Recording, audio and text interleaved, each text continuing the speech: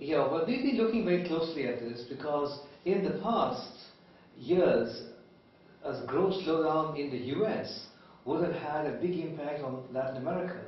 In fact, this has been the history in Latin America where growth spells have not been sustained for long and have been interrupted by shocks from the external environment, especially from the United States.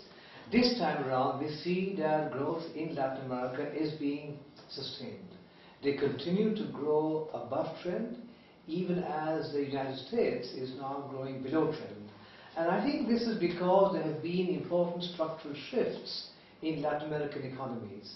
Their financial resilience has improved. They are now less dependent, less vulnerable on financial shocks.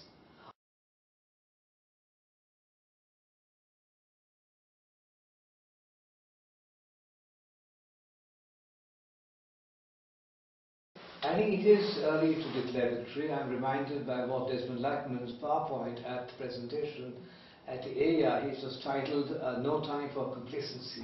This is for a number of reasons, but I would focus on one important reason, and that is the world is experiencing a price shock as well from fuel and from food. This is a considerable price shock also for Latin America. Inflation has gone up in some countries to the double-digit range. In many other countries, inflation is above central bank target ranges. This is a concern because obviously Latin America's history has been one of high macro volatility, high inflation volatility, and therefore it is important that Latin America act decisively at this moment to ensure that these price shocks do not get entrenched into wage contracts, into inflationary expectations, and that's, I think, the urgency of the moment.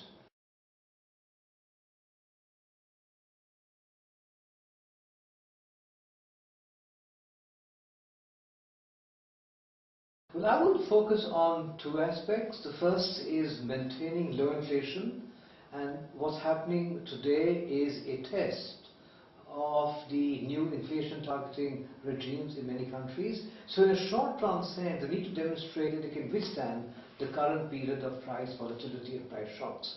But in a longer-run sense, you know that Latin America has had an infrastructure gap with many other regions, a productivity gap. So what the region needs is more investment and better investment so that it can compete more effectively in the global marketplace, reduce its reliance on commodities, increase its reliance on value-added trade, and so improving infrastructure, improving productivity will give Latin America a more solid growth footing for the medium term. That is the medium-term challenge.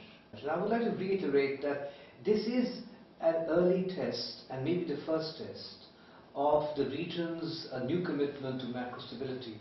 And therefore it is especially important that the region not allow inflation to slide into the double-digit range. And therefore I would say this is the paramount need of the hour, and I am confident that many countries are dealing with this.